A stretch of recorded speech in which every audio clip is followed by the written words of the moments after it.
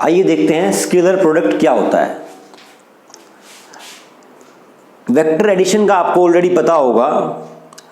उससे पहले अगर मैं वेक्टर की बात करूं तो कोई भी फिजिकल क्वांटिटी जिसका एक मैग्नीट्यूड और एक डायरेक्शन हो उसको हम वेक्टर कहते हैं, और जिसका सिर्फ मैग्नीट्यूड हो उसको हम स्केलर कहते हैं। तो स्केलर क्वांटिटीज को ऐड करने का, सब्ट्रैक्ट करने का, मल्टीप्लाई करने का, डिवाइड करने के अलग रूल्स होते हैं, और वेक्टर क्वांटिटीज को ऐड, सब्ट्रैक्ट, मल्टीप्लाई, डिवाइड करने के अलग रूल्स होते हैं। तो वेक्टर एडिशन आपको ऑलरेडी पता होगा। आज हम बात कर रहे हैं वेक्टर मल्टीप्लिकेशन की। तो वेक्टर मल्टीप्लिकेशन दो प्रकार का होता है। वेक्टर मल्टीप्लिकेशन दो प्रकार का होता है। एक होता है स्केलर प्रोडक्ट, जिसको हम डॉट प्रोडक्ट भी कहते हैं। एक होता है वेक्टर प्रोडक्ट,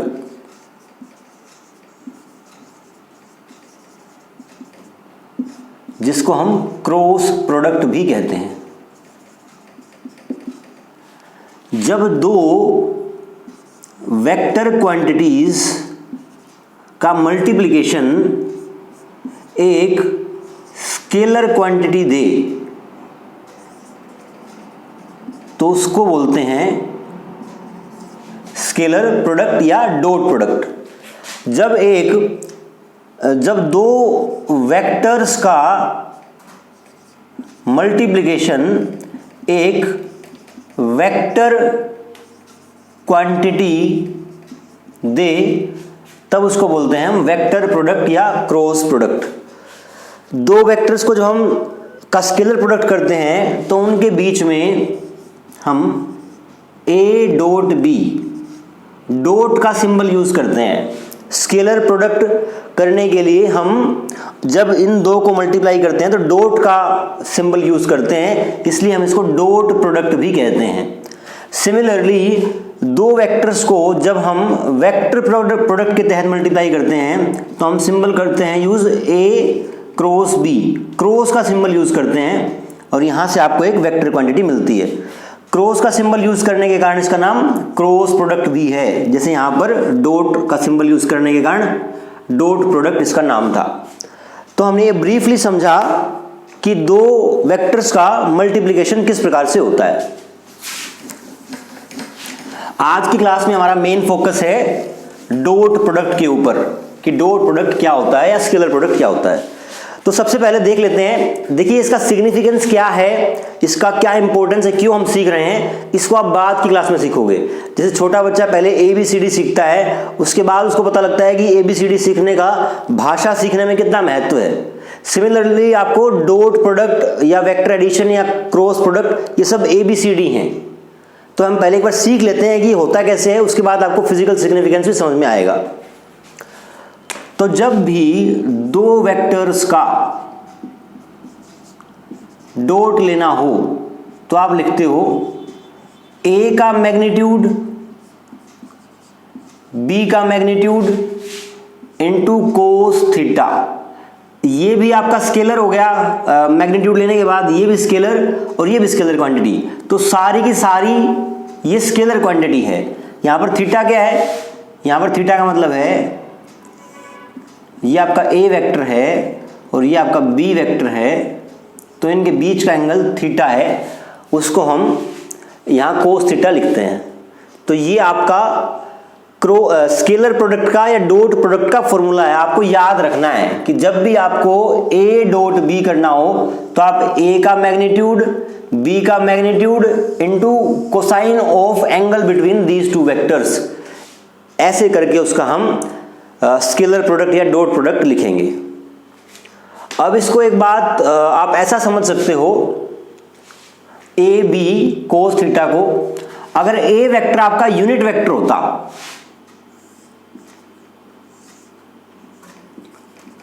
यूनिट वेक्टर का मतलब है उसका मैग्नीट्यूड 1 होता, और ये आपका थीटा है, ये आपका वेक्टर बी है। ये मैंने एक परपेंडिकुलर ड्रॉ किया है। अब ये बताओ, अगर मैं इस ए कैप का और बी का अगर डॉट प्रोडक्ट लूं तो A cap B vector equal to A cap का मैग्नीट्यूड बी का magnitude into cos theta. A cap का मैग्नीट्यूड कितना होता है 1, बिकॉज ये यूनिट वेक्टर है, तो 1 हो गया, वो बी हो गया, तो ये बी कोस थीटा कहलाएगा।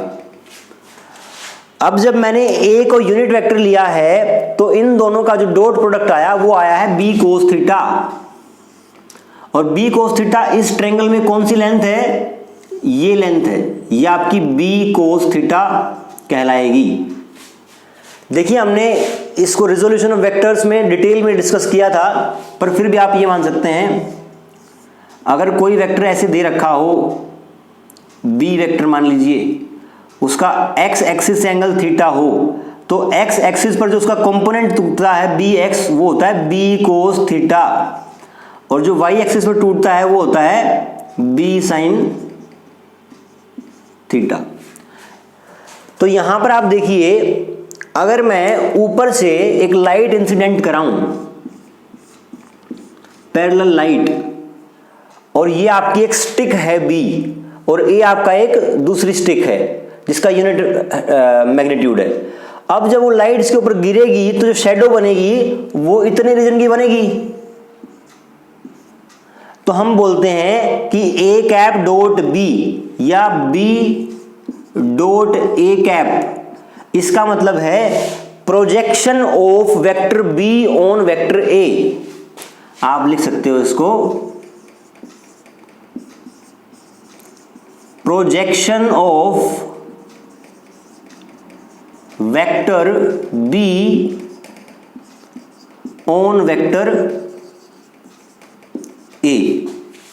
एक तो ये बोल सकते हो, एक ये भी बोल सकते हो कंपोनेंट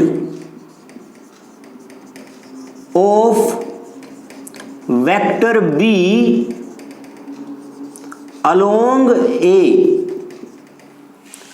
कहने का मतलब है बी कोस थीटा का मतलब क्या है, या तो आप ये बोलो कि बी का प्रोजेक्शन ऑन ए, या आप ये बोलो कि component of B along A, B का जो कंपोनेंट ए की डायरेक्शन में है उसकी वैल्यू भी बी कोस थीटा होती है। आप इसको रिमेंबर कर सकते हो और इसको आप नोट डाउन भी कर लो, बहुत ही इंपॉर्टेंट है ये। तो डॉट प्रोडक्ट का फिजिकल सिग्निफिकेंस यही है कि ये एक वेक्टर का दूसरे वेक्टर पर प्रोजेक्शन देता है, या फिर एक वेक्टर का दूसरे वेक्टर के अलोंग कंपोनेंट देता है। ये दोनों लाइन बहुत ही सेंट्रल हैं, तो आप इसको नोट डाउन कर लीजिए। आगे हम डिस्कस करते हैं कि डॉट प्रोडक्ट की प्रॉपर्टीज क्या क्या हैं।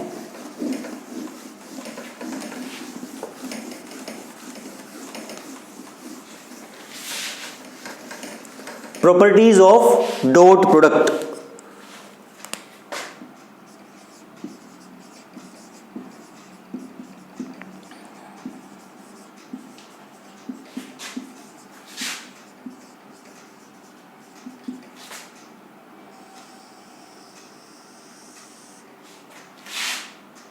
पहली प्रॉपर्टी है कि दोनों वेक्टर्स क्या होते हैं, कॉम्यूटेटिव। कॉम्यूटेटिव होने का मतलब क्या है, इसका मतलब है यदि मैं ए डॉट बी करूं या बी डॉट ए करूं, ये दोनों बराबर होते हैं। डॉट करते वक्त कोई सा वेक्टर आप पहले लिखें उससे कोई फर्क नहीं पड़ता। जैसे इसको करोगे तो क्या आएगा, ए का मैग्नीट्यूड बी का मैग्नीट्यूड इनटू कोस थीटा। इसका भी करोगे तो बी का मैग्नीट्यूड ए का मैग्नीट्यूड कोस थीटा। ये दोनों स्केलर हैं तो 2 इंटू 3 या 3 इंटू 2 सेम बात होती है। सेकेंड है डिस्ट्रीब्यूटिव है।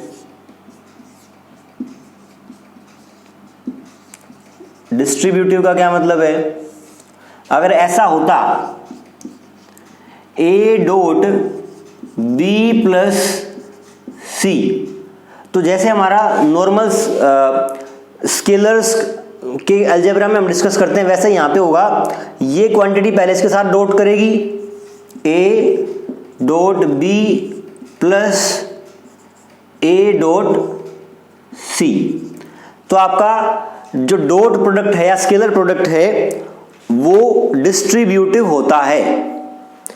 इसके बाद देखते हैं आपके जो आई जे के एक्स एक्सिस, वाई एक्सिस और जेड एक्सिस के अलोंग कंपोनेंट्स होते हैं, उनका डॉट प्रोडक्ट की फॉर्म में क्या रिलेशन होता है। अगर आप ये देखें, अगर मैं आपसे पूछूं कि आई डॉट जे कैप कितना होगा, देखिए आई कैप किस साइड है, अलोंग एक्स एक्सिस, जो जे कैप है वो along Y axis, angle between them is 90 degree. तो आप आई डॉट जे जब करेंगे, आई डॉट जे इज आई का मैग्नीट्यूड, जे का मैग्नीट्यूड एंड कोस थीटा। आई का मैग्नीट्यूड मतलब 1, यूनिट वेक्टर है वो, ये भी 1 है, 1 इंटू 1 1, ये हो गया cos theta, sorry cos theta. यहाँ पे थीटा कितना है 90 डिग्री, कोस 90 इज 0। तो I dot J equal to 0, I dot K 0, J dot K equal to 0। आप किन्हीं भी दो म्यूचुअली परपेंडिकुलर वेक्टर्स का अगर डॉट प्रोडक्ट लेंगे तो वो 0 देंगे। वैसे आप देख सकते हैं, अगर एक वेक्टर ऐसे है और एक वेक्टर ऐसे है, जब आप लाइट डालेंगे तो इस वेक्टर के ऊपर कोई प्रोजेक्शन नहीं बनेगा, 0 बनेगा। कुछ लेंथ हो उसके अलोंग तभी तो शेडो बनेगी, तो प्रोजेक्शन आपका 0 होगा। ये तो आई जे के हमने किया। इसका मतलब आप आई जे ले लें, जे के ले लें या आई के ले लें, इन तीनों में से कोई भी दो वेक्टर पिक करेंगे, आगे पीछे लिख लो, कोई दिक्कत नहीं है, सब 0 देंगे। इसके अलावा आप ये बताइए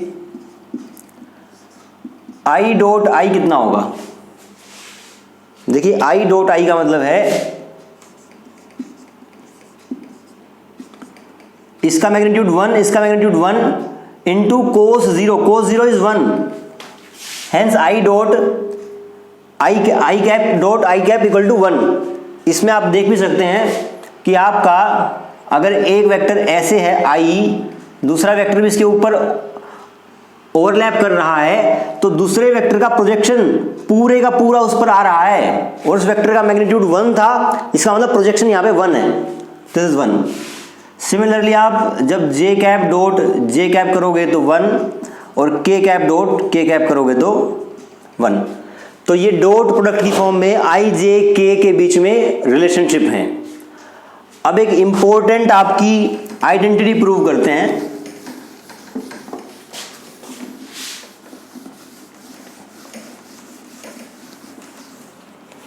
अगर आपको गिवन है कोई vector A in form of A X I cap, A Y J cap, A Z K cap, और एक दूसरा वेक्टर है B X I cap, B Y J cap और बी जेड के कैप। इसको दोबारा लिखते हैं एक बार, बी जेड के कैप। इन दोनों वेक्टर्स का अगर आपको क्या लेना है, ए डॉट बी आपको करना है। अगर आप नॉर्मल तरीके से करेंगे तो आपको क्या करना पड़ेगा, पहले इस वेक्टर का मैग्नीट्यूड निकालना पड़ेगा, फिर इस वेक्टर का मैग्नीट्यूड निकालना पड़ेगा, और फिर इन दोनों के बीच का आपको कोस थीटा भी नोन हो। इतनी सारी चीजें आपको करनी पड़ेंगी जो डायरेक्टली गिवन नहीं है। इसका एक अल्टरनेटिव मेथड हो सकता है क्या, देखते हो क्या होगा। जब आप ये लिखते हैं A X I cap, A Y J cap, A Z K cap dot B X I cap, B Y J cap and B Z K cap. यहां पर हम यूज करेंगे distributive property of dot product. Dot product आपका distributive होता है, तो इसका मतलब इस वाले कंपोनेंट का आप डॉट हर उसके साथ लोगे। जब इसके साथ आप डॉट लोगे तो it will be A X B X I cap dot I cap, क्योंकि ये तो स्केलर है, साथ में मल्टीप्लाई ए एक्स और बी एक्स स्केलर है, वो दोनों बाहर आ जाएंगे और आपका आई डॉट आई हो जाएगा। अब इसी को आगे ले जाओगे आप, A X B Y I cap dot J cap. Similarly इसी टर्म को थर्ड के साथ मल्टीप्लाई करो, A X B Z I cap dot K cap. इसके बाद आप क्या करोगे, पहले इसको देख लेते हैं एक बार। इस टर्म में आई डॉट जे म्यूचुअली परपेंडिकुलर है दोनों, तो इनका डॉट प्रोडक्ट 0 हो जाएगा, इसका डॉट प्रोडक्ट 0 हो जाएगा। सिमिलरली जब आप इस टर्म को उठाओगे और इसका मल्टीप्लिकेशन इन तीनों से करोगे तो क्या आएगा, it will be A Y B X J cap dot I cap A Y B Y J cap dot J cap और A Y B Z J cap dot K cap. यहां पर भी जे और आई दोनों म्यूचुअली परपेंडिकुलर हैं, hence 0। यहां पर same है तो जे डॉट जे 1 हो जाएगा, यहां आई डॉट आई 1 हो जाएगा। Similarly this will be 0। Third देख लेते हैं, इस टर्म को इन तीनों से मल्टीप्लाई करोगे तो आपका हो जाएगा A Z B X K cap dot I cap A Z B Y K cap dot J cap A Z B Z K cap dot K cap. यहां पर भी ये टर्म 0 और ये टर्म 0, तो हर लाइन में से एक एक टर्म बच गया। आई डॉट आई आपका 1 होता है तो ये आ गया A X B X A Y B Y and A Z B Z. A dot B का ये सिंप्लीफाइड फॉर्मूला हो गया।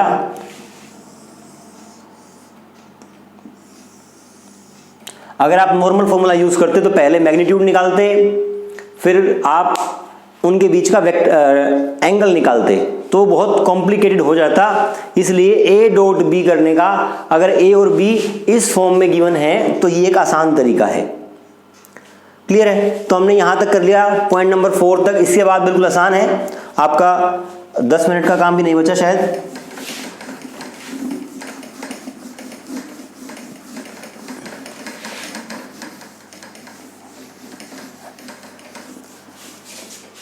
देखिए नेक्स्ट हमें क्या प्रूव करना है, नेक्स्ट प्रूव करना है A dot A is this. A की वैल्यू क्या है, ए की वैल्यू है A X I cap B Y, sorry B Y नहीं, A Y J cap and A Z K cap. जब ए डॉट ए करेंगे तो ए का एक्स कंपोनेंट और ए डॉट ए में वो भी आई के साथ जो जुड़ा हुआ है सिर्फ उसकी वैल्यू बचेगी। तो A X square A Y square A Z square, A dot A की वैल्यू ये होती है। यहां पर आपको एक बात और बतानी चाहिए कि magnitude of A can be written as A X square A Y square and A Z square. जैसे हमने दो वेक्टर के फॉर्म में आपको ध्यान और निकाला था, जब आपका ए था A X I cap A Y J cap ऐसा था, तब ए का magnitude we find out A X square plus A Y square. वो 2 डायमेंशन था, 3 डायमेंशन में जनरलाइज किया है। तो ए डॉट ए का मतलब है कि ये इस वेक्टर के मैग्नीट्यूड का स्क्वायर है। A dot A is square of magnitude of vector A. A के मैग्नीट्यूड का स्क्वायर ए डॉट ए होता है, ये हम लिख सकते हैं। तो आपका क्या हुआ, A dot A will be equal to A square, simple. अब a dot b equal to 0 if a and b are perpendicular. अगर a और b परपेंडिकुलर हैं तो a b cos 90 degree cos 90 is 0, तो A dot B equal to 0 if A is perpendicular to B। अगर A B के perpendicular है तो ये आपका A डॉट B 0 होगा। तो हमने यहां पर एक तो ये चीज नोट की है और एक ये विद दिस कंडीशन ओनली। तो ये सारी बातें थी आपकी डॉट प्रोडक्ट के बारे में। अब एक छोटा सा न्यूमेरिकल है जो इस पे बेस्ड है, उसको देख लेते हैं, फिर आपका टॉपिक क्लियर हो जाएगा आपको।